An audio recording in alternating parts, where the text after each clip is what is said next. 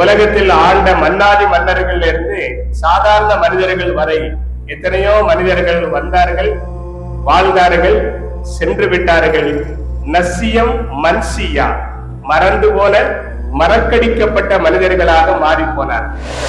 அவன் ஏற்கனவே இருந்தான், அவன் இப்பொழுதும் இருக்கிறான், இனி அவன் எப்பொழுதும் இருப்பான்.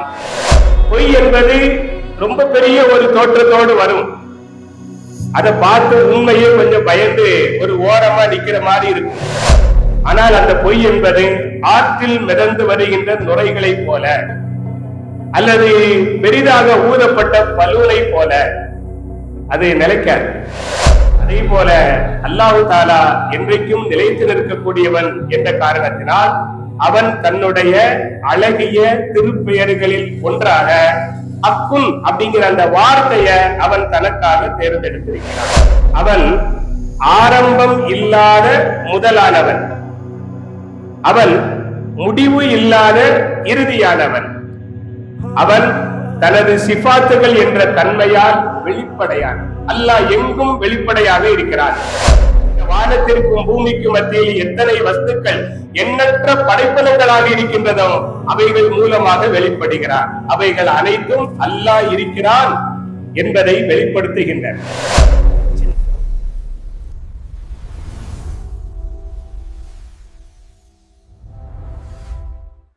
அளவற்ற அருளாளனும் நேரத்த அன்புடையவனும் ஆகிய எல்லாம் அல்ல அல்லாஹ் தஆலாவின் மகத்தான பெரும் கருணையினால்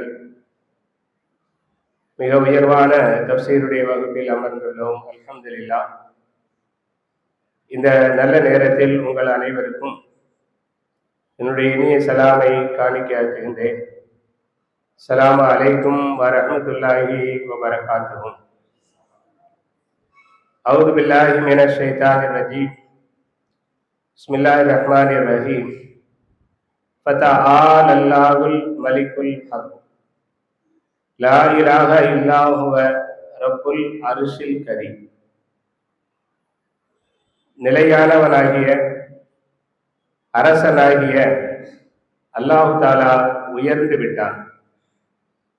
அவனை தவிர வேறு எந்த இறைவனும் கிடையாது. சங்கையான அர்ஷின் அதிபதியாக அவன் இருக்கின்றான். அன்பிற்குரிய அல்லாஹ்வின் நல்லடியார்களே, அல் முஃமினூன் என்ற சூராவின் 116வது வசனமாக இந்த வசனம் அமைந்திருக்கின்றது.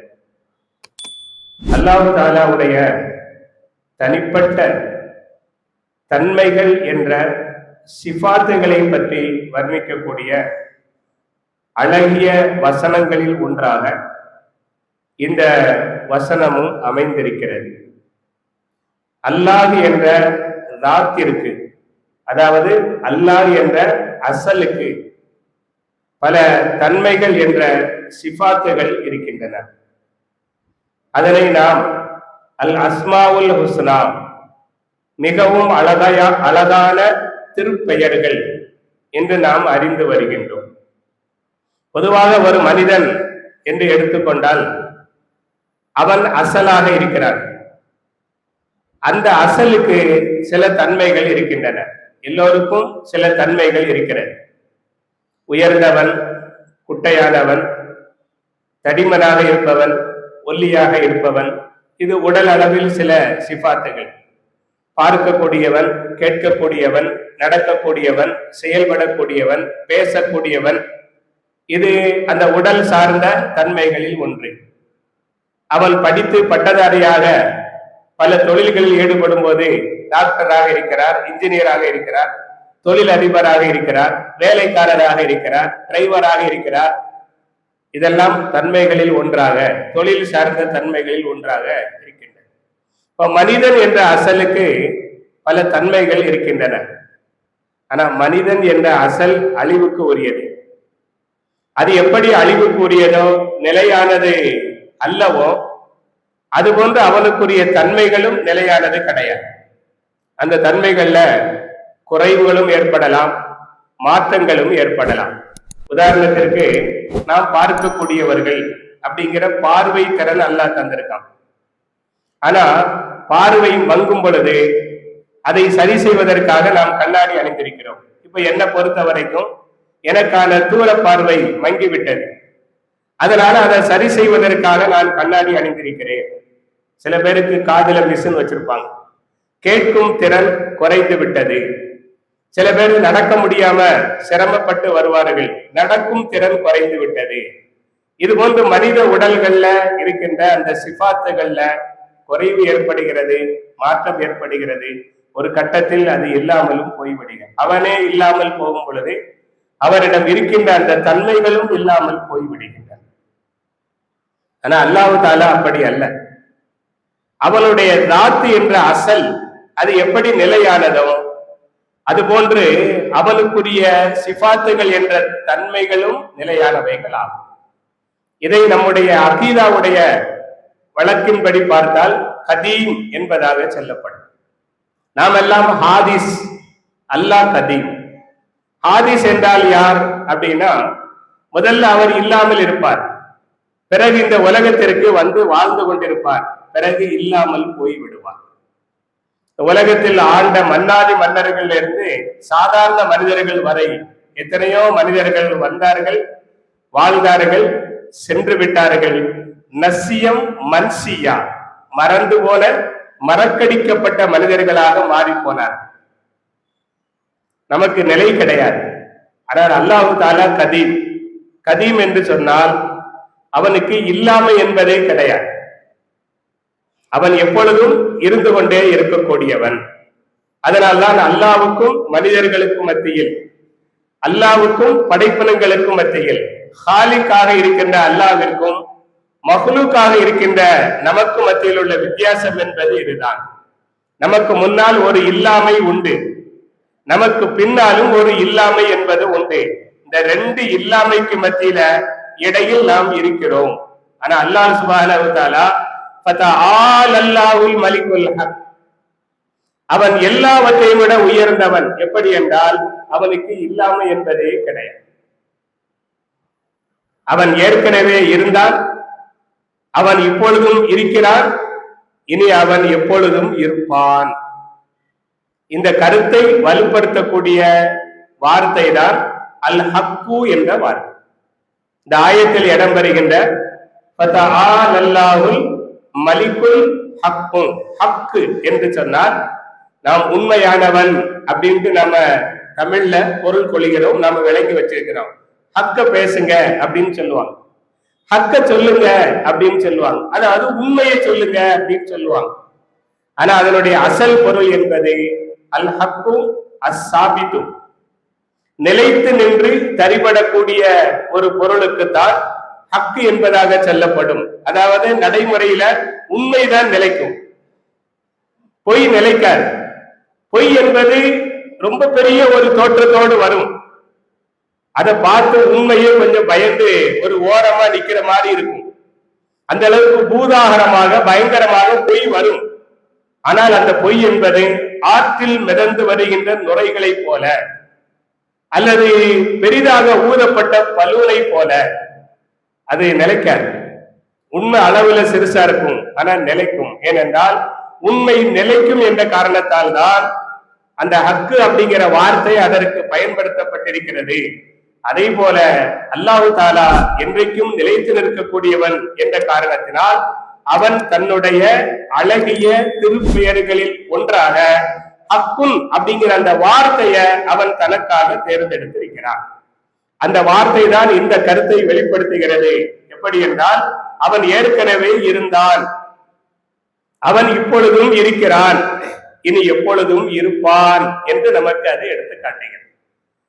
அல்லாஹ்வின் நல்லடியார்களே, இந்த கருத்தை மிக விளக்கமாக சொல்லக்கூடிய வசனம் அல் ஹதீத் என்ற சூறாவில் 3வது வசனமாக இடம்பெறுகிறது. ஹுவல் அவ்வலு வல் ஆகிரு வல் லாஹிரு வல் பாத்தினு. இந்த மேலே சொன்ன அந்த விளக்கத்தை அப்படியே உள்வாங்கிய கொஞ்சம் விசாலமான ஒரு வசனமாக அமைந்திருக்கிறது. இதனுடைய பொருள் என்ன? அவன் ஆரம்பம் இல்லாத முதலானவன், அவன் முடிவு இல்லாத இறுதியானவன். அவன் தனது சிபாத்துகள் என்ற தன்மையால் வெளிப்படையான். அல்லாஹ் எங்கும் வெளிப்படையாக இருக்கிறான். எப்படி வெளிப்படையாக இருக்கிறான்? இந்த வானத்தின் மூலமாக அவன் வெளிப்படுகிறான். இந்த பூமியின் மூலமாக அவன் வெளிப்படுகிறான். இந்த வானத்திற்கும் பூமிக்கும் மத்தியில் எத்தனை வஸ்துக்கள் எண்ணற்ற படைப்பனங்களாக இருக்கின்றதோ அவைகள் மூலமாக வெளிப்படுகிறான். அவைகள் அனைத்தும் அல்லாஹ் இருக்கிறான் என்பதை வெளிப்படுத்துகின்றன. சின்ன சின்ன விஷயங்கள் உட்பட நாம் பார்க்க முடியும். சாதாரணமாக பறவைகள், அந்த பறவைகள் கூடு கட்டுகின்ற அழகு தனி. பறவைகள் கூடு கட்டும் என்றுதான் பார்த்திருக்கிறோம். ஆனா பறவைகள் வீடும் கட்டும். நல்ல அழகான ஈரமான களிமண்ணை தன் வாயாலே எடுத்துட்டு வந்து அந்த பறவைகள் தங்களுக்கென்று ஒரு வீடு கட்டுகின்ற அந்த காட்சியை பார்க்கும் பொழுது நாம அதை பார்த்தவுடனே சொல்லக்கூடிய வார்த்தை சுப்ஹானல்லாஹ். அந்த செயல், அதை பார்க்கும் பொழுது நமக்குள்ள சுப்ஹானல்லாஹ்ங்கிற வார்த்தை ஏன் வருது அப்படின்னு கேட்டா, அவன்தான் இந்த ஆற்றலையும் இந்த அறிவையும் இந்த பறவைகளுக்கு தந்திருக்கிறான். இப்படி நீங்கள் செய்தால் உங்களுக்கு அப்படி ஒரு வீடு கிடைக்கும் என்பதை அல்லாஹ் தஆலா அந்த அறிவையும் ஆற்றலையும் அதற்கு கொடுத்த காரணத்தினால் அது அல்லாஹ்வை வெளிப்படுத்துகின்றன. எனவே நாம் அந்த இடத்தில் சுப்ஹானல்லாஹ் என்று சொல்கிறோம். இது மாதிரி எண்ணிலடங்காத அரிய காட்சிகள் இன்றைக்கு வீடியோக்களாக பதிவு செய்யப்பட்டு பதிவேற்றம் செய்யப்படுகின்ற அந்த காட்சிகளை பார்க்கும் போது இதற்கு முன்னால் பார்த்திராத, இதற்கு முன்னால் விளங்கிராத, இதற்கு முன்னால் புரிந்து கொள்ள முடியாத சில விஷயங்களை பார்த்து புரிந்து கொள்ளக்கூடிய அளவுக்கு இன்றைக்கு அல்லாஹ்வை வெளிப்படுத்துகின்ற காட்சிகளாக, சாட்சிகளாக அவைகள் இருப்பதை நாம் பார்க்கிறோம்.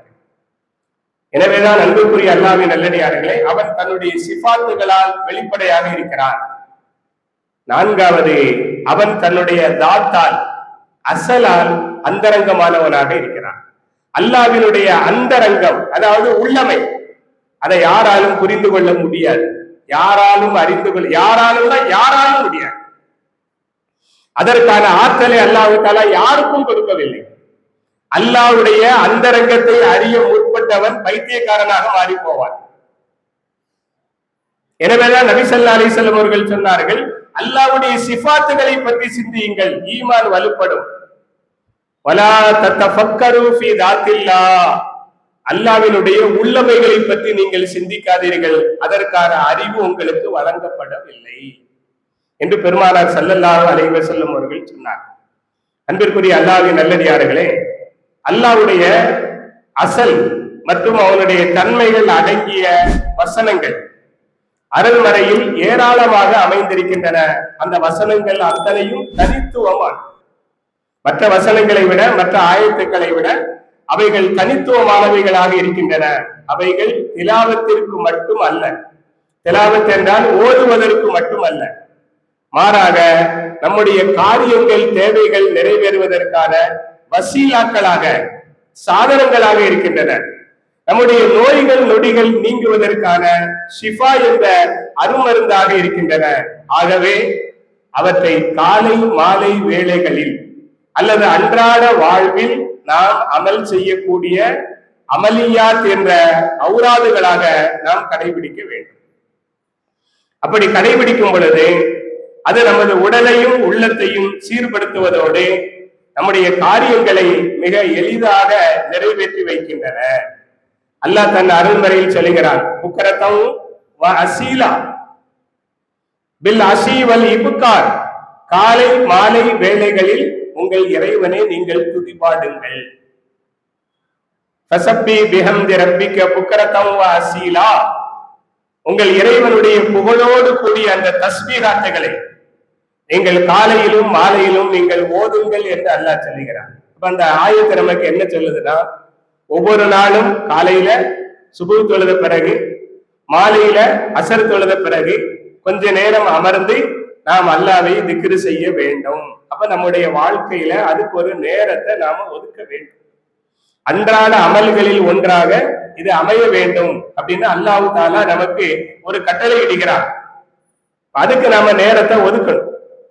ஜமாத்துகள்ல செல்லக்கூடியவர்களுக்கு காலையில சுபூஹ் தொழுத பிறகு 3 அமல்களை முக்கியமாக செய்ய சொல்வார்கள். மூன்றாம் கலிமா 100 தடவை, சலவாத்து 100 தடவை, இஸ்திக்பார் 100 தடவை. இதை வளமையாக ஓதணும். காலையில, மாலையில அசர் தொழுத பிறகு அதே மாதிரி வளமையாக ஓதணும். அப்ப கொஞ்சம் நேரம், ஒரு 1/4 மணி நேரம் ஆகலாம், ஒரு 20 நிமிஷம் ஆகலாம். அந்த நேரத்துல அமர்ந்து இந்த அமலை நாம் ஓதும் பொழுது அது நம்முடைய உள்ளத்தை தூய்மைப்படுத்துகிறது, நம்முடைய உடலை பாதுகாக்கிறது, நம் இறைவனோடு நமக்கு ஒரு தொடர்பை நமக்கு அது வலுப்படுத்துகின்றது. இது ஒரு அவுராத் என்று சொல்லலாம். அன்றாட அமல்கள்ல நாம் கடைபிடிப்பது, நம்ம இதுக்கும் நேரம் ஒதுக்கணும் அப்படின்னு அர்த்தம். எத்தனையோ விஷயங்களுக்கு பரபரப்பாக நேரம் ஒதுக்குகின்ற நாம் இன்றைய அவசரமான கால சூழல்ல இந்த மாதிரியான எந்த அமலுக்குமே நம்மள்கிட்ட நேரம் இல்லை அப்படிங்கிற அளவுக்கு இன்றைக்கு நாம் ஆகிவிட்டோம். பொதுமக்கள் வாழ்க்கை எப்படி இருக்குது, அது நானாக இருக்கட்டும், நீங்களா இருக்கட்டும், நம் எல்லோருடைய வாழ்க்கை எப்படி இருக்குது? எல்லாருமே காலையில எந்திரிச்ச உடனே மொபைலை தான் எடுத்தாங்க. பல் தேய்க்காங்களோ பல்லு தேய்க்கலையோ, இதுக்கு முன்னாடி சொல்லுவாங்க காலையில எந்திரிச்சா பல்லு தேய்க்கிறதுக்கு முன்னால ஒரு சாயா குடிக்கணும் அப்படின்னு. அது ஒரு வாழ்வின் மரபு. அப்புறம் பல்லு தேய்ச்ச பிறகு ஒரு சாயா குடிக்கணும் அப்படின்ட்டு நம்ம வச்சிருப்போம். இன்னைக்கு பல்லு தேய்க்கிறதுக்கு முன்னால ஒருக்கா பார்த்து கிடக்கும், பல்லு தேய்ச்சிக்கிட்டே இருக்கும்போது ஒருக்கா பார்க்கணும். அப்புறம் சாயா குடிக்கும் போது, சாப்பிடும் பொழுது, தூங்கும் போது, நடக்கும் பொழுது, வாகனம் ஓட்டும் பொழுது, நேற்று ட்ரெயின்ல வரும் பொழுது பார்த்தா எல்லாருமே அவங்கவுங்க கையில மொபைலோட இருக்காங்க. வயசான பெண்ணும் சரி, வாலிபமான பிள்ளைகளும் சரி, எல்லாரும் அதையே கூர்ந்து பார்த்துக்கிட்டே. தலை நிமிர்ந்து செல்லக்கூடிய இந்த சமுதாயம் தலை குனிஞ்சி அமைதியாக, இதுல சுபு தொழிலுக்கு வரும் பொழுதே செல்லோட தான் வாரம், சுபு தொழுகை முடிச்ச உடனேயே செல்லத்தான் பார்க்கிறோம். அப்ப இப்படி ஒரு காலத்துல எதுக்குமே நமக்கு நேரம் இல்லைங்கிற அளவுக்கு முழுமையான நம்முடைய நேரத்தை அது உள்வாங்கி கொண்டது. மனைவிக்கு கணவன் அவ்வளவு முக்கியம் இல்லை, கணவனுக்கு மனைவி அவ்வளவு முக்கியம் இல்லை என்று சொல்லக்கூடிய அளவுக்கு இது பிரிச்சு. இதுக்கு முன்னாடி எல்லா வேலைகளையும் முடித்த, இல்ல வீட்டினுடைய அத்தனை வேலைகளையும் முடிச்ச பிறகு கணவன் மனைவி 2 பேரும் கொஞ்ச நேரம் உட்கார்ந்து மனம் விட்டு பேசுவாங்க.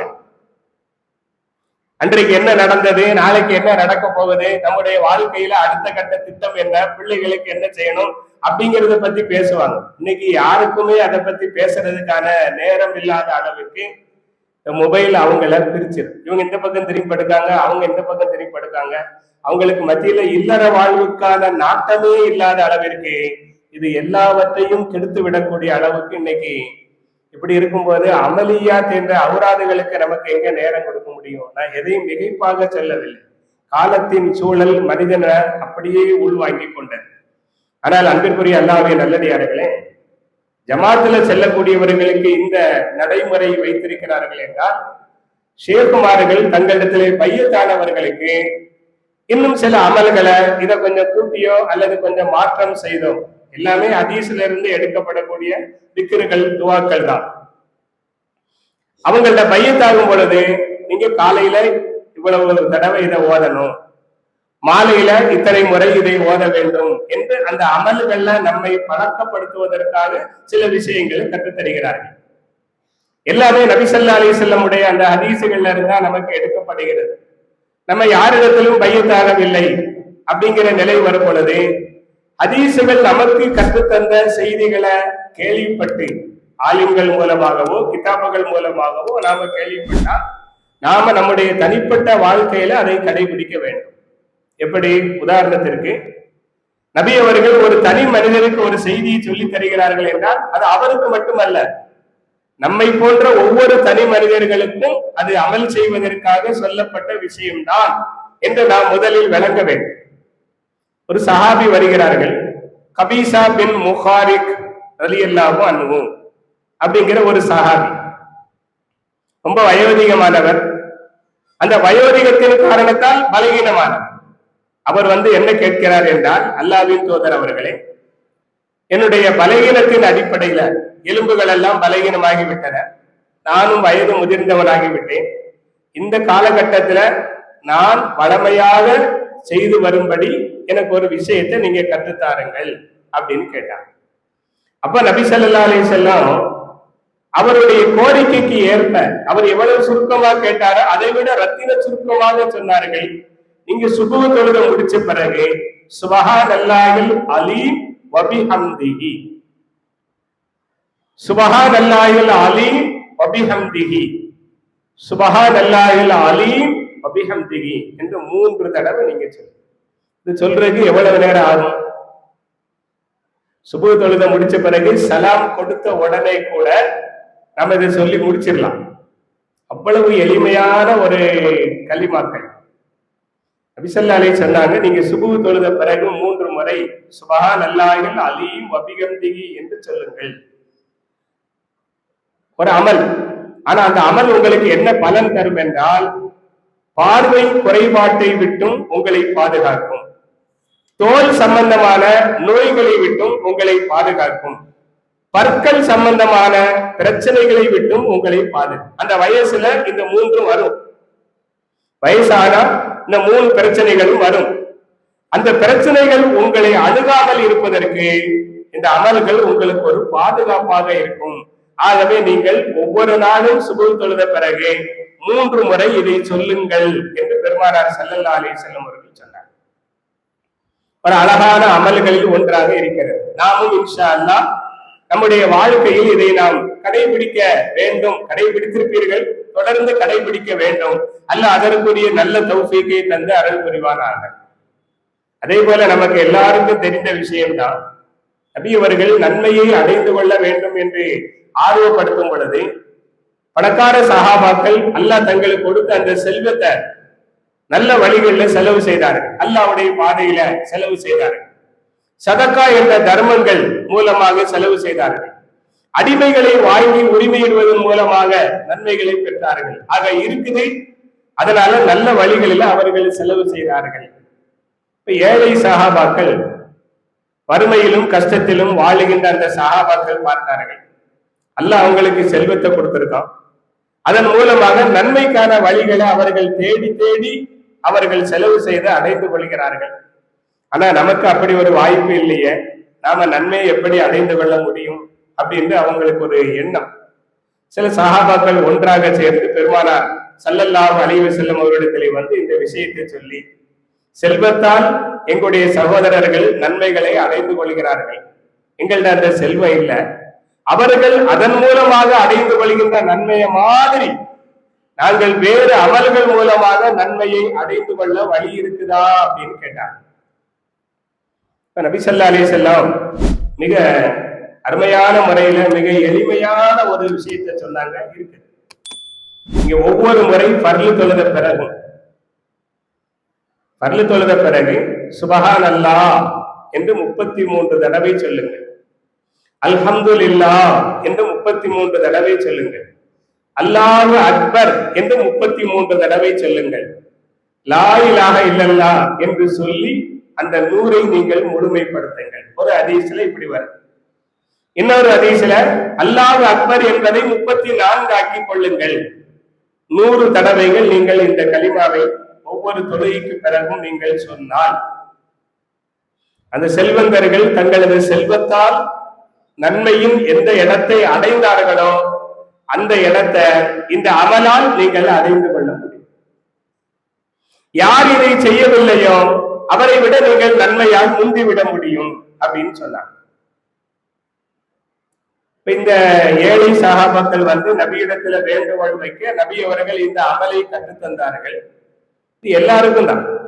அந்த சஹாபாக்கள் வந்தாங்களே, அவங்களுக்கு மட்டும் இல்ல, எல்லாருக்கும் தான், உங்களுக்கும் தான், எனக்கும் தான். நாமும் ஒவ்வொரு தொழுகைக்கு பிறகும் தொழுத இடத்தில் அமர்ந்து இந்த கலிமாக்களை சொல்ல வேண்டும். சொன்னா அந்த நன்மையை நாம அடைய முடியும். சந்தோஷமாக மகிழ்ச்சியாக இதை பெற்றுக்கொண்டு அந்த சஹாபாக்கள் போனாங்க. ஆனா போன வேகத்திலேயே சில நாட்கள்ல திரும்பி வந்தாங்க. நபி ஸல்லல்லாஹு அலைஹி வஸல்லம், என்னங்க திரும்பி வந்துட்டீங்களா அப்படின்னு கேட்கும்போது, அவங்களும் இந்த அமலை செய்கிறார்கள். எந்த பணக்கார சஹாபாக்கள் நன்மையால் முந்திக் கொண்டு போகிறார்கள் அப்படின்னு நாங்க நினைச்சு வந்தோமோ, அவங்களும் இதை கேள்விப்பட்டு அவர்களும் இந்த அமலை கடைபிடிக்கிறார்கள். இப்போ அவங்க எங்களை விட ஏற்கனவே முந்தியவர்கள், இப்பவும் தொடர்ந்து முந்துகின்றார்கள். நாங்க என்ன செய்ய முடியும்? நபி ஸல்லல்லாஹு அலைஹி வஸல்லம் சொன்னார்கள், தாலிக ஃபதுலுல்லாஹ் யுதீஹி மய்யஷா.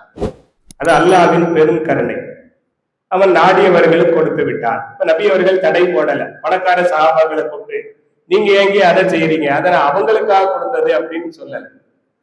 யார் வேணாலும் செய்யுங்க, நன்மையில் முந்திக் கொள்ளுங்கள். அப்ப இந்த அமல் எல்லாருக்கும் தான், ஏழைகளுக்கும் பணக்காரர்களுக்கும் தான். அப்படிங்கும் போது நாம மிக எளிமையான முறையில சம்பாதிக்கக்கூடிய அருமையான நன்மை. ஒவ்வொரு தொழுகைக்கு பிறகும் 100 முறை என்று வரும் பொழுது 5 நேரம் நாம தொழுகிறோம். அப்ப 5 நேரம் வரும்போது அது 500 முறையாக மாறுகின்றன. 1க்கு 10 என்று வரும் பொழுது அதனுடைய நன்மைகள் பன்மடங்கு. அந்த அளவுக்கு யாரும் பாவம் செய்ய முடியாது. எனவே நாம் நன்மையில் தொடர்ந்து முன்னேறி கொண்டே இருக்க முடியும் என்று ஒரு அமலை பெருமானார் ஸல்லல்லாஹு அலைஹி வஸல்லம் நமக்கு கற்றுத் தருகிறார். அதே போல ஸல்லல்லாஹு அலைஹி வஸல்லம் தங்களுடைய மகளார் பாத்திமா ரலியல்லாஹு அன்ஹா அவர்களுக்காக, தங்களுடைய மருமகனார் அலி ரலியல்லாஹு அன்ஹு அவர்களுக்காக கற்றுத்தந்த ஒரு அமல் நம்ம எல்லாருக்கும் தெரிஞ்ச ஒரு செய்தி தான். பாத்திமா நாயகம் அருள் நபிகள் நாயகம் ஸல்லல்லாஹு அலைஹி வஸல்லமுடைய மகளாக இருந்த பொழுதிலும் அவங்க வீட்டு வேலைகளை அவங்க தான் செஞ்சுக்கிட்டு வந்தாங்க. எந்த வேலைகள்லாம் செய்யணும், இன்னைக்கு நம்ம வீட்டுல இருக்கக்கூடிய மிஷினரி வாழ்க்கை கிடையாது. இப்ப வீட்டுல இருக்கக்கூடிய எல்லா பெண்களுக்கும் நம்ம வீட்டுல உள்ள வாழ்க்கை மிஷினரி. எல்லாத்துக்கும் மிஷின், நடக்கிறதுக்கும் மிஷின் இருக்கு, நடந்து போக முடியல மிஷின் இருக்கு, சேர்ல உட்கார்ந்து பட்டனை தட்டினா அதை கொண்டு போயிடும். வீடு அப்படித்தான் நம்ம போட்டிருக்கோம், ஜன்னலுக்கும் அந்த பக்கமும் இந்த பக்கமும். இப்ப இந்த பள்ளிவாசல்ல அங்க இருந்து இங்க வரைக்கும் ஒண்ணு போல இருக்குது. அதே போல பாத்ரூம்ல இருந்து கிச்சன் வரைக்கும், பெட்ரூம் வரைக்கும் எல்லா பக்கமும் போயிட்டு வர்ற மாதிரி தளங்கள் அமைக்கப்பட்டு அப்படியே சேர்ல நடக்கிறதுக்கு மிஷின். அடுத்து சமைக்கிறதுக்கு மிஷின், சமையலுக்கு தேவையான பொருள்களை தயார் செய்வதற்கு மிஷின். மிக்சியில போட்டு அரைக்கிறோம், குக்கர்ல போட்டு சமைக்கிறோம். கட் பண்றோமா இல்லையா, அதுக்கும் மிஷின் இருக்கு. வெங்காயம் கட் பண்றதுக்கு, இஞ்சி கட் பண்றதுக்கு, வெள்ளைப்பூடு உரிச்சு தர்றதற்கு என்று எல்லாத்துக்கும் மிஷின் இருக்கு. இப்ப நம்ம பெண்களுக்கு பாருங்க, கையில சமையல் செஞ்சு எந்த காய்ப்பும் இருக்கு, சாப்பிட்டு காய்ப்பு இருக்கலாமே தவிர சமையல் செஞ்சு வீட்டு வேலைகள் செஞ்சு யாருக்கும் எந்த காய்ப்பும் கிடையாது. தண்ணி சுவிட்சை போட்டா மேல போகுது, திறந்தா கீழே வருது. சுபஹானல்லாஹ், அல்ஹம்துலில்லாஹ், அல்லாஹ்வுக்கு நம்ம நன்றி செய்ய கடமைப்பட்டிருக்கோம். சாதாரண ஏழை மக்கள் வீட்டுல இருந்து எல்லாருடைய வீட்லயும் இந்த வசதி இருக்கு. யாருமே இன்னைக்கு வேலை வீட்டு வேலை செஞ்சதுனால அவருக்கு இன்னென்ன காய்ப்புகள் தழும்புகள் ஏற்பட்டிருக்கு அப்படின்னு இல்லை. ஆனா கண்மணி பாத்திமா ரலியல்லாஹு அன்ஹாவுடைய வீட்டு வேலை கிணத்துல இருந்து தண்ணி இறைச்சிட்டு வரணும். அப்ப கயிறு போட்டு இறைக்க, கைகள்ல அப்படியே காய்ப்பு இருக்கு. தண்ணி குடம் கிடையாது, தோல் பை, ஆட்டு தோல் பை தான் தண்ணீர் எடுப்பதற்கான பாத்திரம். அந்த தோல்ல சுமக்கல், அந்த தோல் பையை தூக்கி தோல்ல, அதனால அந்த தோல்ல தொடர்ந்து அழுத்தம், வீட்டை தூக்கணும். அதனால ஆடைகள் எல்லாம் அந்த புழுதிகள் படிஞ்சிருக்கும். அலி ரலியல்லாஹு அன்ஹு அவங்களுடைய அன்றைக்கு இந்த சம்பவம் நடக்கும்போது அவங்க ரொம்ப ஏழ்மையான சஹாபாக்கள்ல ஒருத்தர், எந்த வசதியும் கிடையாது. அப்பதான் அவங்க தன்னுடைய மனைவிக்கு ஒரு மாற்று ஏற்பாடு நம்மால் செய்ய முடியவில்லை, பொருளாதார கஷ்டத்துல, ஆனாலும் அதை பொருந்தி கொண்டு இந்த பெண்மணி வாழ்கிறார் அப்படின்னு அலி ரலியல்லாஹு நினைச்சவங்க ஒரு சந்தர்ப்பத்துல நிறைய அடிமைகள் நபி அவர்கள் சபைக்கு வந்திருந்தாங்க. நீங்க வேணா போய் ஒரு அடிமையை கேட்டு வாங்கிட்டு வாங்க அப்படின்னு அலி ரலியல்லாஹு சொல்லி அனுப்ப, பாத்திமா ரலியல்லாஹு அன்ஹா அவர்கள் கணவனுடைய பேச்சுக்கு மறுப்பு தெரிவிக்க கூடாது என்ற ஒரே காரணத்துக்காக, அவங்களுக்கு எந்த அதுல விருப்பமும் கிடையாது, ஆனாலும் கணவருடைய சொல்லுக்கு கட்டுப்பட வேண்டும் என்ற காரணத்துக்காக போனாங்க. போன இடத்துல அல்லாவை சுத்தி பல சகாபாக்கள் இருக்காங்க. நம்ம பிள்ளைகள் மாதிரி சபையில உட்கார்ந்து பயான் பண்ணிக்கிட்டு இருந்தாலும் அங்கிருந்து பாப்பா இங்க வாங்க அப்படின்ட்டு தைரியமா கூப்பிடக்கூடிய பிள்ளைங்க இல்ல. அவங்கள்ட்ட ஒரு ஹயா, ஒழுக்கம் இருந்துச்சு. எனவே வந்துட்டு திரும்பிட்டாங்க. சொந்த தந்தை இடத்துல கேட்பதற்கு கூட வெட்கப்பட்டு திரும்பி விட்டார்கள். இமாம் புகாரி பதிவு செய்கின்ற வார்த்தை தான் இஸ்திஹியான், வெட்கப்பட்டு தன்னுடைய தந்தை இடத்துல கேட்பதற்கு வெட்கப்பட்டு திரும்பி விட்டார். ஸல்லல்லாஹு அலைஹி வஸல்லம் பிறகு அதை அறிந்து வீட்டுக்கு வந்தாங்க. என்ன விஷயம்? அப்ப கூட சொல்றதுக்கு வெட்கப்பட்டாரு. தனிமையில தங்க வீட்டுக்கு வந்த தந்தை இடத்துல அதை சொல்றதுக்கு வெட்கப்பட்டார்கள். அலி ரலியல்லாஹு அன்ஹு தான் விரிவாக எடுத்து சொன்னார். அப்ப நபி ஸல்லல்லாஹு அலைஹி வஸல்லம், ஒரு அடிமை இருந்தால் உங்களுக்கு என்ன பலன் கிடைக்குமோ அதை விட சிறந்த பலனை உங்களுக்கு நான் கற்றுத்தரட்டுமா? உங்க உடம்புல இருக்கிற களைப்பு நீங்கணும், அதுக்கு ஒரு அமலை கற்றுத்தரட்டுமா அப்படின்ட்டு இதைத்தான் சொல்லி கொடுத்தாங்க. நீங்க 2 பேரும் தூங்குறதுக்கு முன்னால படுக்கையில அமர்ந்து சுபஹானல்லாஹ் என்று 33 தடவை, அல்ஹம்துலில்லாஹ் என்று 33 தடவை, அல்லாஹு அக்பர் என்று 34 தடவை நீங்க சொல்லுங்க. சொன்ன அந்த வாயால் உங்களுடைய கைகள்ல ஊதுங்க. ஊதுன பிறகு உடம்பு முழுவதும் நீங்கள் தடவி கொள்ளுங்கள். இப்ப நீங்க தூங்கு. அந்த கலிமாக்கள் உங்களுடைய பகல் பொழுதில் ஏற்பட்ட வேலை, உழைப்பும் களைப்பும் அத்தனையும் அது நீக்கிவிடும் அப்படின்னு நபி ஸல்லல்லாஹு அலைஹி வஸல்லம். அலி ரலியல்லாஹு அன்ஹு அவர்களோ பாத்திமா நாயகமோ இதையா நாங்க கேட்டோம் அப்படின்னு அவங்க மறுக்கல, அப்படியே அமல் செய்தாங்க. அது அலி ரலியல்லாஹு அன்ஹு எப்படி சொல்கிறார்கள் என்றால், நபி அவர்கள் எங்களுக்கு கற்றுத்தந்த அந்த அமலை நான் என் வாழ்நாளில் இன்றைக்கு வரைக்கும் விடாமல் தொடர்ந்து கடைபிடித்து வருகிறேன் அப்படின்னு சொன்னார். இன்றைக்கு வரைக்கும் அப்படிங்கிறது அவங்க ஹலீஃபாவாக இருக்கிற அந்த காலகட்டத்துல கூஃபாவின் தலைநகரமாக ஆக்கி அமல் ஆட்சி செய்யக்கூடிய அந்த காலகட்டத்தில். அப்போ ஒருத்தர் கேட்டாரு, நீங்க இன்றைக்கு வரைக்கும் அதை தவறாமல் செயல்படுத்தி வருகிறீர்கள் என்றால் உங்க வாழ்க்கையில பல நெருக்கடியான காலகட்டங்கள் இரவு பொழுதுல ஏற்பட்டிருக்கு. குறிப்பாக உங்களுக்கும் முஆவியா ரலியல்லாஹு அன்ஹு அவங்களுக்கு மத்தியில நடந்த சிஃபின் யுத்தம் பயங்கரமான அமளி துமளியான ஒரு இரவு அது. அந்த இரவுலையும் நீங்க தவற விடலையா அப்படின்னு கேட்டாங்க. நமக்கு ஒரு கஷ்டம் இருந்தா நம்ம தொழுகை விட்டுருவோம். வீட்டுல ஒரு ஜனாசா வந்துருச்சுன்னா தொழுகை போயிடும். கல்யாண வேலைகள் இருந்தா தொழுகை போயிடும். கல்யாணம் நடக்குது அப்படின்னா தொழுகை போயிடும். பந்தி நடந்துகிட்டு இருக்குது அப்படின்னா தொழுகை போயிடும். வீட்டுல பந்தி வச்சுக்கிட்டு இருக்கும்போது யாரும் லவர் தொழுகைக்கு ஜமாத்துக்கு வந்ததாக 1-2 பேர் வந்துருவாங்க. ஆனா எல்லாரும் வருவாங்க அப்படின்னு என்ன செய்ய முடியாது, பார்க்க முடியாது. ஏன்னு கேட்டா அவருக்கு சொல்றதுக்கு ஒரு காரணம் இருக்குது. நமக்குமே அந்த காரணத்தை ஏற்க முடியும். ஒருவேளை நாம தொலை போனா கூட 4 பேர் என்னங்க தொலை போறிய, பந்தியை பார்க்க வேண்டாமா, முதல்ல எத்தனை தேக்ஸா இருக்குன்னு பாருங்க அப்படின்ட்டு திருப்பி விடக்கூடிய அளவுக்கு தான் நம்முடைய மனோநிலைகள் இருக்குது. ஆனா அன்னைக்கு அந்த நெருக்கடியான காலகட்டத்துல நீங்க ஓதுறதற்கான வாய்ப்பு இருக்காது அப்படின்னு நினைச்சுதான் அவரை கேட்டாரு, அன்னைக்குமா அப்படின்ட்டு. அப்ப அலிலான்னு சொன்னாங்க, அன்னைக்கும் தான். இதுக்கு பேருதான் அந்த அவுராது என்ற அந்த அமலை இடைவிடாமல் கடைபிடிப்பது அப்படின்னு அதுக்கு அவங்க முக்கியத்துவம் கொடுத்தாங்க. ஜுவைரியா ரலியல்லாஹு அன்ஹா நபி ஸல்லல்லாஹு அலைஹி வஸல்லமுடைய அருமையான மனைவிமார்களில் ஒருவர். அவங்க எப்போது என்ன செய்வாங்கன்னா, சுபு தொழுத பிறகு அந்த இடத்திலேயே உட்கார்ந்துருவாங்க. உட்கார்ந்து நீண்ட நேரமாக அவங்க திக்ரு செஞ்சுக்கிட்டே இருப்பாங்க, தஸ்பீகாத்துகள் ஓதிக்கிட்டே இருப்பாங்க நீண்ட நேரம். அப்போ அவங்க டீ போட்டு குடிக்க மாட்டாங்களா, காலை நாஸ்டா செய்ய மாட்டாங்களா அப்படின்னா, நம்மள மாதிரி வசதி எங்க இருக்குதுங்க. தண்ணியை குடிச்சிட்டு உட்கார்ந்து இருக்க வேண்டியதுதான். சாப்பிடுறதுக்கு ஒண்ணுமே இல்லாத வறுமையில தான் அவங்க இருந்தாங்க என்றாலும் நீண்ட நேரம் உட்கார்ந்துட்டே. அவங்க வீட்டுல நபி அவர்கள் தங்க வேண்டிய ஒரு முறை நாள் வரும்போது நபி அவர்கள் சுபு தொழுதுட்டு வீட்டுக்கு வந்தவங்க ஜுவைரியா ரலியல்லாஹு அன்ஹா தஸ்பீகாத்துல திக்ர்ல இருக்காங்க அப்படின்னு உடனே வெளியில போயிட்டாங்க. தங்களுடைய வெளி வேலைகள் எல்லாம் முடித்து விட்டு ஒரு நீண்ட நேரத்துக்கு பிறகு வீட்டுக்கு திரும்பி வந்தாங்க. அப்போது அந்த அம்மா உட்கார்ந்து அந்த அமல்கள்ல தான் ஈடுபட்டிருக்காங்க. நபி அவர்கள் அதை குறை சொல்லல. ஏன் இவ்வளவு நேரம் உட்கார்ந்து இந்த அமல்களை செஞ்சுக்கிட்டு இருக்க அப்படின்னு சொல்லல. மாறாக அவங்க என்ன சொன்னாங்கன்னா, ஜுவேரியாவை நான் உங்களை பார்த்துட்டு போனதுல இருந்து திருப்பி நான் வந்து உங்களை பார்க்கிற வரைக்கும் இந்த அமல்லாம் செஞ்சுக்கிட்டு இருக்கீங்களான்னு கேட்டாங்க. ஆமான்னு சொன்னாங்க. இது ஒரு பெரும் நன்மைக்குரிய அமல். ஆனாலும் இவ்வளவு நேரம் உட்கார்ந்து நீங்கள் சம்பாதித்த அந்த நன்மைய நான் ரொம்ப எளிதாக ஒரு கலிமாவை சொல்லி நான் சம்பாதித்துக் கொண்டேன்.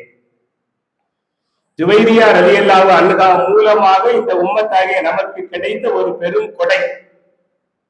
அவங்க அந்த அமல் செய்யலைன்னா இந்த நன்மை நமக்கு கிடைச்சிருக்காது. அப்போ இவ்வளவு நேரம் நான் சம்பாதித்த அந்த நன்மைகளை நீங்க சில நொடிகள்ல பெற்றுக் கொண்டீர்களா, அது என்னன்னு கேட்டாங்க. அப்ப நபி ஸல்லல்லாஹு அலைஹி வஸல்லம் அவர்கள் சொன்னார்கள், நான் உங்களை பார்த்துட்டு போன பிறகு நான் சொன்ன அந்த 4 விஷயங்கள் அடங்கிய ஒரு கலிமா. சுபஹானல்லாஹி வ பிஹம்திஹி, சுபஹானல்லாஹி வ பிஹம்திஹி அதத ஹல்கிஹி வ ரிலா நஃப்ஸிஹி வ ஸினத அர்ஷிஹி வ மிதாத கலிமாத்திஹி.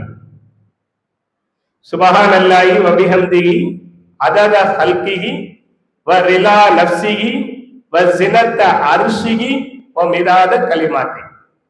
என்னுடைய பொருள் என்னன்னா, சுபஹானல்லாஹ், அல்லாஹ் பரிசுத்தமானவன், வ பிஹம்திஹி, அவன் பெரும் புகழுக்குரியவன் என்று நான் போற்றுகிறேன். எப்படி, எந்த அளவுக்கு என்றால், அவன் படைப்பினங்களின் எண்ணிக்கை அளவுக்கு, அவன் தனக்குத்தானே பொருந்திக் கொள்கின்ற அளவிற்கு, அவன் அர்ஷின் எடை அளவுக்கு, அவனை வர்ணிக்கின்ற வார்த்தைகளுக்கான மை அளவுக்கு. அல்லாஹ் வர்ணிச்சு நாம எழுத ஆரம்பிச்சா 7 கடல்கள் மையாக இருந்தாலும், உலகில் உள்ள மரங்கள் எல்லாம் காகிதமாக இருந்தாலும் தீர்ந்து போய்விடும் அப்படின்னு குர்ஆன் சொல்லுது.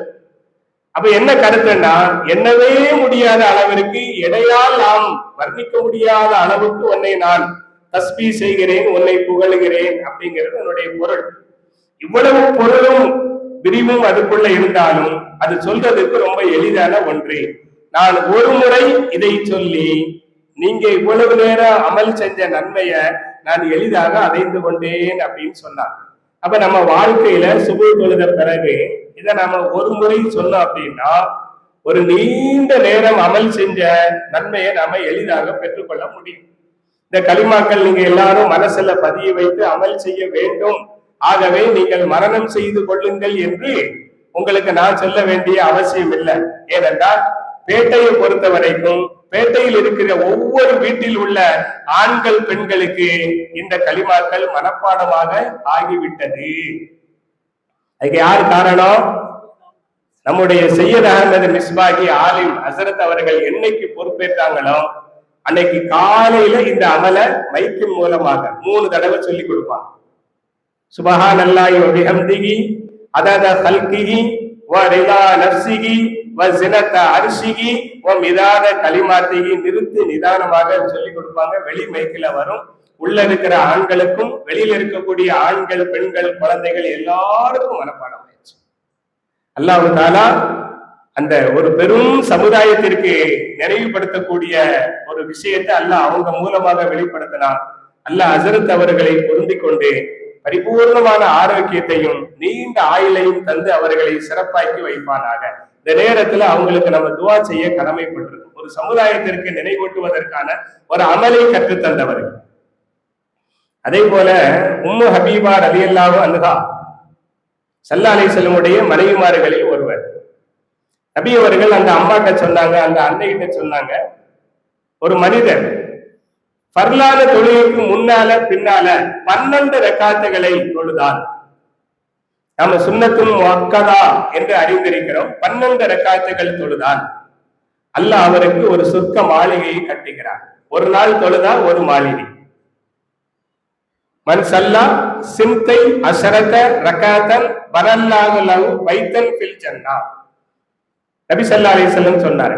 அந்த அமல் என்ன அப்படின்னா, ஃபஜ்ருக்கு முன்னால 2 ரக்காத் சுன்னத், லொஹருக்கு முன்னால 4 ரக்காத்துகள், லொஹருக்கு பின்னால 2 ரக்காத்துகள், மகரிபுக்கு பின்னால 2 ரக்காத்துகள், இஷாவுக்கு பின்னால 2 ரக்காத்துகள், மொத்தம் 12 ரக்காத். நம்ம தொழுதுட்டு வரக்கூடிய அமல் தான். ஆனா நாம தொழுகிற முறை எப்படி இருக்குது அப்படின்னா, நேரம் கிடைச்சா தொழுவோம். எனக்கும் சரி உங்களுக்கும் சரி நேரம் கிடைச்சா தொழுவோம். வரும்போது அந்த டயத்துலதான் வாரம் அப்படின்னா வந்து உட்கார்ந்துருவோம். காம சென்ற பிறகு பரல தொழுகிறோம். அப்படி இருக்கக்கூடாது. நபி அவர்கள் சொன்னது ஒரு நாள் ஒருவர் தொழுதால் அப்படிங்கிறதுதான். ஆனா அன்னை உம்மு ஹபீபா ரலியல்லாஹு அன்ஹா அதுக்கு எவ்வளவு முக்கியத்துவம் கொடுத்தாங்கன்னா, என்றைக்கு இந்த ஹதீஸை கேட்டாங்களோ பெருமானார் ஸல்லல்லாஹு அலைஹி வஸல்லம் அவங்கள்ட்ட இருந்து அவங்க மௌத்தான வரைக்கும் ஒரு நாள் கூட இதை தவறவில்லை. அல்லாஹ் எனக்கும் உங்களுக்கும் அப்படிப்பட்ட நசீபை இதற்கு பிறகாத நிறைவாக்கி தந்த அருள் புரிவானார். நாம அதுல ஒரு ஆர்வம் கொள்ள. அந்த அம்மா வந்து கேட்டதுல இருந்து மௌத்தார வரைக்கும் இந்த 12 ரக்காத்துகளை விடவே இல்லை. இதுல ஒரு ஆச்சரியம் என்னன்னா, இமாம் முஸ்லிம் ரஹ்மத்துல்லாஹி அலைஹி இந்த ஹதீஸ பதிவு செய்கிறார்கள். அவர்கள் சொல்லுகிறார்கள், அன்னை உம்மு ஹபீபாவிடம் இருந்து அவங்களுடைய உடன் பிறந்த சகோதரர் அம்பசா ரலியல்லாஹு அன்ஹு கேட்டார்கள். அவரும் தன்னுடைய வாழ்வில் இதை தவற விடவில்லை.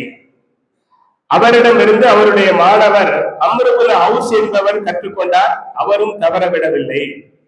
அவரிடமிருந்து அவருடைய மாணவர் நோமான் பின் சாலிம் என்பவர் கற்றுக்கொண்டார். அவரும் தவற விடவில்லை என்று இமாம் முஸ்லிம் ரஹ்மத்துல்லாஹி அலைஹி சொல்லுகிறார்கள். இவங்களுக்கு அடுத்து இமாம் முஸ்லிம் தான் வாரார். அவங்களும் தவற விட்டிருக்க மாட்டாங்க இன்ஷா அல்லாஹ்.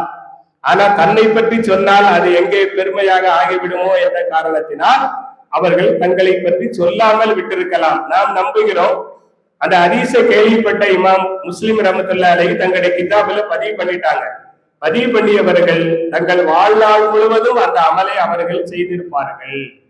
அன்பிற்குரிய அல்லாஹ்வின் நல்லடியார்களே, அதே போல முஆத் பின் ஜபல் ரலியல்லாஹு அன்ஹு அவங்கள நபி ஸல்லல்லாஹு அலைஹி வஸல்லம் அணுகி கற்று தந்த ஒரு துஆ, அல்லாஹும்ம ஐன்னி அலா திக்ரிக வ ஷுக்ரிக வ ஹுஸ்னி இபாதத்திக. ரொம்ப சின்ன விஷயம்தான். அல்லாஹும்ம ஐன்னி அலா திக்ரிக வ ஷுக்ரிக வ ஹுஸ்னி இபாதத்திக. இந்த துஆக்களை நாம அரபியில கற்று மனப்பாடம் செஞ்சு அரபியில ஓதணும். அதான் சுன்னத், அதான் அமல். இந்த பொருளை நாம அறிந்து, யா அல்லாஹ் உன்னை நினைவு கூறுவதற்காக, உனக்கு நான் நன்றி செலுத்துவதற்காக, உன் வணக்கத்தை நான் அழகாக செய்வதற்காக எனக்கு நீ உதவி செய் அப்படின்னா இதுவும் துஆதான். ஆனா இது சுன்னத்தாக, ஒரு அமல் ஆகாது. அந்த அமலை நாம் அப்படியே செய்ய போதுதான் அது ஒரு சுன்னத்தாக ஒரு அமலாக ஆகும். இன்னைக்கு நிறைய பேர் பிரச்சனை என்னன்னா, இந்த பிரச்சனைக்குரியவர்கள் இருக்காங்கல்ல, அவங்க வந்து எங்க பாப்பாக்கு எங்க உமாக்கு நான் தான் ஜனாசா தொலை வைப்பேன் அப்படின்னு சண்டை போடுறாங்க. சண்டை போட்டு வாங்கி தொழுகை அதுல ஏதோ ஒரு அவார்டு இருக்குது, கிட்டத்தட்ட நோபல் பரிசுக்கான தகுதி இருக்குதுன்னு நினைச்சுக்கிட்டு இருக்காங்க, அல்லது ஆஸ்கார் விருதுக்கான தகுதி இருக்குன்னு நினைக்கிறாங்க. நான் பலமுறை சொல்லியிருக்கேன், ஒரு பள்ளியின் இமாமை விட ஒரு மையத்துக்கு தொலை வைக்கக்கூடிய தகுதி உள்ளவர் உறவினர் ஆக முடியாது. பள்ளியின் இமாம் தான் அதிக தகுதி உள்ளவர். அவர் அனுமதித்தால் தான் உறவினர் ஜனாசா தொழுகை நடத்த முடியும். ஏன்னா அங்கதான் கட்டுப்பாடு இருக்கு, ஒற்றுமை இருக்குது. சரி, அது ஒரு பக்கம் இருக்கட்டும். நீ தொலை வைக்கிற வந்து விதிமுறைகள், சமுதாயத்தினுடைய கட்டுப்பாடுகள் எல்லாத்தையும் தகர்த்து விட்டு தெருவுல வச்சு நீ தொலை வைக்கிற இருக்கட்டும், அது ஒரு பக்கம் இருக்கட்டும். தொலை வைக்க தெரியுமா அப்படின்னு கேட்டா, இது என்னங்க பெரிய தொலை வைக்க தெரியுமா? 4 தக்பீர் அல்லாஹ் அக்பர் அல்லாஹ் அக்பர் அல்லாஹ் அக்பர் அல்லாஹ் அக்பர் சொல்லணும், அவ்வளவுதான். இது தொழுகை கிடையாது. முதல் தக்பீருக்கு பின்னால் என்ன ஓதணும்? அது அரபியில தான் ஓதணும். 2வது தக்பீருக்கு பின்னால என்ன ஓதணும்? அது ரசூலுல்லாஹ் சொல்லி தந்த அந்த வார்த்தைகளை தான் ஓதணும். 3வது தக்பீர்ல என்ன துவா ஓதணும்? அந்த துவாவைத்தான் ஓதணும். அவங்க என்ன சொல்றாங்கன்னா, நம்மளே நிறைய பேர்த்து கேட்டிருக்கோம். அவங்க என்ன சொல்றாங்கன்னா, இந்த பொருள் எங்களுக்கு தெரியும், அதை நாங்க தமிழ்ல சொல்லி என்ன செய்வோம், தொலை வைப்போம் அப்படின்னா அது தொழுகை ஆகாது. தொழுகைக்குள்ள தமிழுக்கு வேலை கிடையாது. தமிழுக்கு மட்டும் இல்ல, எந்த மொழிக்கும் வேலை கிடையாது. அது மட்டும் இல்ல, அரபி மொழிக்கும் வேலை கிடையாது. அரபி மொழிக்கும் வேலை கிடையாது. அண்ணலார் கற்றுத்தந்த வார்த்தைகளுக்கு மட்டும்தான் அங்கு வேலை இருக்குது. இது இல்லாம நான் எங்க உமாக்கு தொலை வைக்க, எங்க வாப்பாக்கு தொலை வைக்க, என் மனைவிக்கு தொலை வைக்க சண்டை போட்டு தொலை வைக்க தெரியாம சும்மா தமிழ்ல 4 வார்த்தைகளை சொல்றதுனால அது தொழுகை ஆயிடுமானா இல்ல. அவங்க அதை பத்தி எல்லாம் கவலைப்பட போறவங்க கிடையாது. அவங்களை பொறுத்த வரைக்கும் நாங்க ஜெயிச்சிட்டோம். இப்படி நாங்க ஜெயிக்க வேண்டிய அவசியம் கிடையாது. எங்களுக்கு அது தேவையும் இல்லை. நமக்கு தகுதி உள்ளவர் யார் முறையாக தொலை வைக்க தெரிந்தவரோ அவரை தொலை வச்சா போதும்.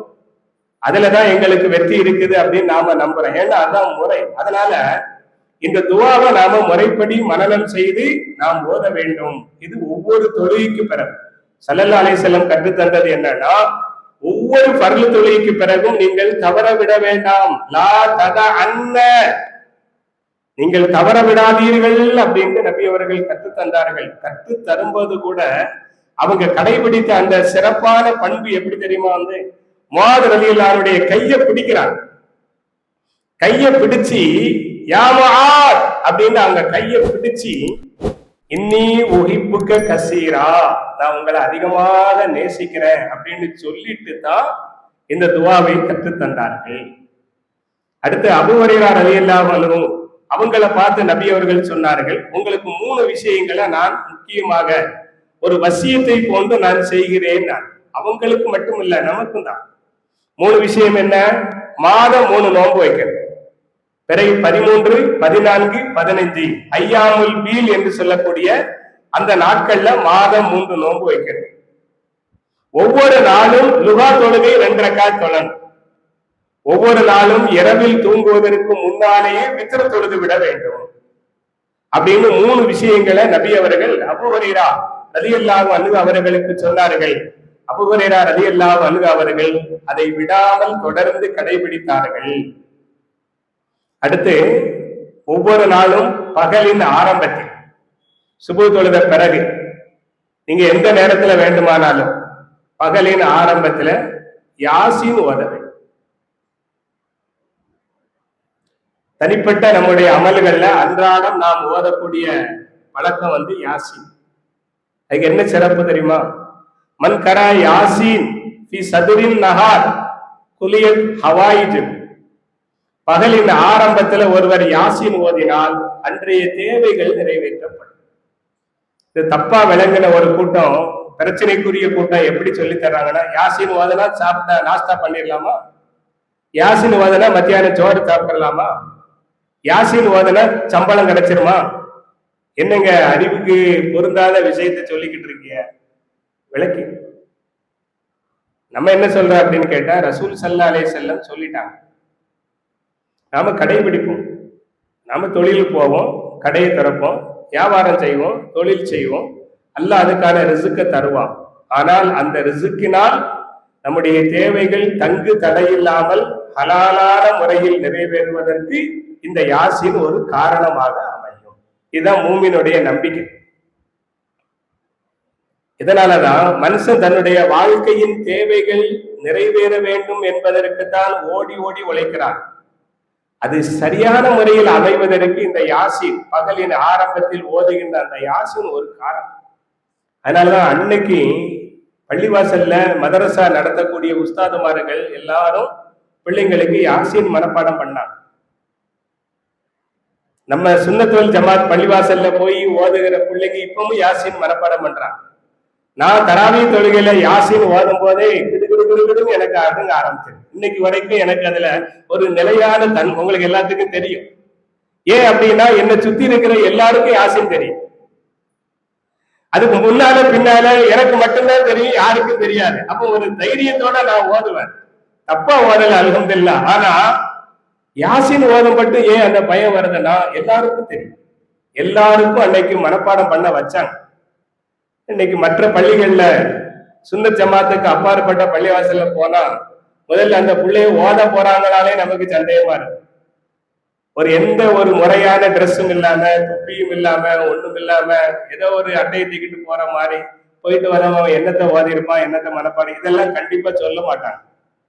ஆனா ரசூல் ஸல்லல்லாஹு அலைஹி வஸல்லம் சொல்றாங்க, நீங்க யாசீன் ஓதுங்க, அது உங்கள் தேவைகளை நிறைவேற்றும். 2வது வாக்கியா சூரா, மக்ரிபுக்கு பிறகு தூங்குறதுக்கு முன்னால ஏதாவது ஒரு நேரத்துல உட்கார்ந்து வாக்கியா, மன் கர சூரத்துல் வாக்கியா ஃபீ குல்லி லைலத்தின் லம் துஸிபுஹு ஃபாக்கத்துன் அபதா. ஒவ்வொரு இரவிலும் வாக்கியா சூரா ஓதி வந்தால் அவருக்கு வறுமை ஏற்படவே செய்யாது. இன்னைக்கு இந்த விஷயத்தையும் கிண்டல் பண்ணி அப்படின்னா சம்பாதிக்க வேண்டாமா அப்படின்னு கேட்கிறாங்க. சம்பாத்தியம் பண்ணத்தான் செய்யணும், ஆனா பரக்கத்து வேணும்ல. நான் வாழ்க்கையில பார்த்த ஒரு விஷயம் என்னன்னா, எனக்கு தெரிந்த ஒரு உறவினர் சாதாரணமான ஒரு பணியில இருந்து மாசம் 40,000 ரிட்டையர்ட் ஆகக்கூடிய நேரத்துல 50,000 சம்பளம் வாங்கினவர், அரசு உத்தியோகத்தில் உள்ளவர். ஆனா அந்த 50,000 ரூபாய் சம்பளத்துல கூட ஃபைசல் அன்வார் அரபிக் கல்லூரிக்கு ரமலான்ல 5,000 ரூபாய் நன்கொடை. நான் சொல்றது 15 வருஷத்துக்கு முன்னாடி. ரியாலு சாலிஹாத் மகளிர் அரபிக் கல்லூரிக்கு 5,000 ரூபாய் நன்கொடை. இன்னும் எந்தெந்த நிறுவனங்கள் இருக்கிறதோ எல்லாத்துக்கும் அந்த தொகையில இருந்து ஆண்டுக்கு ஒரு முறை ஒதுக்கி வச்சாங்க. எல்லா காரியங்களும் நடந்துச்சு, இந்த காரியங்களும் தொடர்ந்து நடந்துச்சு. ஆனா இன்னைக்கு அவங்களுடைய பிள்ளைங்க மாசத்துக்கு பல லட்சம் சம்பாதிக்கிறாங்க. மூத்த மகன் பல லட்சம் சம்பாதிக்கிறாரு கணவன் மனைவியாக, இளைய மகன் பல லட்சம் சம்பாதிக்கிறாரு தமிழ்நாட்டிலேயே. அந்த அளவுக்கு பெரிய படிப்பு கொடுத்தாரு. ஆனா அத்தா விட்டுட்டு போன அந்த அறம் இருக்கு பாருங்க, அந்த தர்மம். கமலான்ல எங்க அத்தா யார் யாருக்கு கொடுத்தாங்க, அதை இன்னைக்கு வரைக்கும் அவங்களால செய்யவே முடியல. இவ்வளவுக்கு அவங்க வாங்குற சம்பளம் லட்சங்கள்ல. இப்ப அவரால எப்படி முடிந்தது, இவங்களால ஏன் முடியல அப்படின்னா, இந்த ரெண்டுக்கும் மத்தியில இந்த யாசீனும் இந்த வாக்கியாவும் இல்லை. இவ்வளவுதாங்க விஷயம். நீங்க நல்லா சிந்திச்சு பாருங்க. நம்முடைய காலையின் துவக்கத்துல ஒரு யாசீனும் மாலையின் முடிவுல ஒரு வாக்கியாவும். பெருமானார் சொன்ன சொல் பொய்யாகாது என்ற நம்பிக்கையோடு நாம ஓதி வரும் பொழுது நம்முடைய அத்தனை தேவைகளும் இன்ஷா அல்லாஹ் ஹலாலான முறையில நிறைவேறும். இன்னைக்கு எந்த தேவையும் நிறைவேறாம தான் ஹராமுக்கு போறோம். ஹராமுக்கு ஒரு மாடர்ன் பெயர் வச்சிருந்தோம், வட்டி தான் வாங்குறோம். ஆனா அதுக்கு பேரு மாறுது, நான் ஷேர் பண்றேன், நான் ஷேர் மார்க்கெட்ல பிசினஸ்ல ஈடுபட்டிருக்கேன் அப்படின்னு. எல்லாம் வட்டி தான். ஆனா அதுக்கு நம்ம பேரை மாத்தி வச்சிருக்கோம். எவ்வளவு வந்தாலும் பத்த மாட்டாங்க, எவ்வளவு வந்தாலும் கடனாளியாகவே இருந்து கொண்டிருக்கிறோம். அப்படிங்கும் போது நம்ம வாழ்க்கையில நாம் கடைபிடிக்க வேண்டிய அன்றாட அமல்கள் அப்படின்னு ஒண்ணு இருக்குது. அதான் ஔராதுகள், அதை நம்ம இடைவிடாம செய்யணும். கடைசி விஷயத்தை சொல்லி நான் நிறைவு செய்தேன். உஸ்மான் ரலியல்லாஹு அன்ஹு அவர்கள் அப்துல்லா இப்னு மஸ்ஊத் அவங்களுடைய மார்க்க பணியை பாராட்டி, வாழ்நாள் முழுவதும் ஈமான் கொண்டதிலிருந்து மௌத்தார வரைக்கும் ஒரு மார்க்க அறிஞராக இருந்து எதையுமே சம்பாதிக்காம, இமாமாக உஸ்தாதா இருக்கிறவங்க இப்படித்தான், எதையும் சம்பாதிக்க வாய்ப்பு இருக்காது. எதையுமே சம்பாதிக்காம அவர்கள் மௌத்தா போறாங்கன்னு உடனே அவங்களுக்காக அவங்க பெண் பிள்ளைகள மனசுல வச்சு அரசாங்க நிதியிலிருந்து ஒரு உதவி தொகையை நாங்க தாரோம் அப்படின்னு கேட்டார். அப்துல்லா இப்னு மஸ்ஊத் ரலியல்லாஹு அன்ஹு வேண்டாம் அப்படின்ட்டார். உங்களுக்கு வேண்டாம், உங்களுக்கு பின்னால் உங்கள் பெண் மக்களுக்கு அது உதவியா இருக்கும்னு கேட்கும்போது அப்துல்லா இப்னு மஸ்ஊத் சொன்னாங்க, என் பெண் மக்களுக்கும் வேண்டாம், அவங்களுக்கு வறுமை ஏற்படும் என்று நான் பயப்படவில்லை. என்ன காரணம் தெரியுமா? இந்த ஹதீஸ ரசூலுல்லாஹ்ட்ட இருந்து நான் தான் கேட்டேன், வாக்கியா சூரா பத்தி. அதை என் பெண் மக்கள் தினமும் ஓத வேண்டும் என்று கற்றுக் கொடுத்திருக்கிறேன். அவர்கள் ஓதிக்கொண்டிருப்பார்கள். இன்ஷா அல்லாஹ் அவங்களுக்கு எந்த வறுமையும் வராது. அதனால் இந்த உதவித்தொகை எனக்கு வேண்டாம் என்று மறுத்து விட்டார்கள் என்று ஹயாத்து சஹாபா என்ற கிதாபில் நாம் இந்த சம்பவத்தை பார்க்கிறோம். ஆகவே அன்பிற்குரிய அல்லாஹ்வின் நல்லடியார்களே, நம்முடைய வாழ்க்கையில காலை மாலை வேளைகள்ல நாம் நம்முடைய இறைவனோடு உள்ளத்தால் தொடர்பு கொள்வதற்காக சில அமல்கள் இருக்கின்றன. அந்த அமல்களைத்தான் நம்முடைய அறிஞர்கள் ஔராதுகள் என்று நமக்கு கற்றுத்தருகிறார்கள். அதை நாம தொடர்ச்சியாக இடைவெளி விடாம ஒவ்வொரு நாளும் கடைபிடிக்க வேண்டும். அப்படி தொடர்ந்து கடைபிடிக்கும் பொழுது துன்யா ஆகிரத்தினுடைய மகத்தான வெற்றியின் பக்கம் நம்மை அது அழைத்து செல்லும். வல்ல ரஹ்மான் அதற்குரிய நல்ல வாய்ப்பை நம் அனைவருக்கும் தந்து அருள் புரிவானாக. வாஹிரதவானா அல்ஹம்துலில்லாஹி ரப்பில் ஆலமீன். சுப்ஹானல்லாஹி வ பிஹம்திஹி சுப்ஹானக அல்லாஹும்ம வ பிஹம்திக வ அஷ்ஹது அல்லா இலாஹா இல்லா அன்த வ அஸ்தக்ஃபிருக வ அத்தூபு இலைக.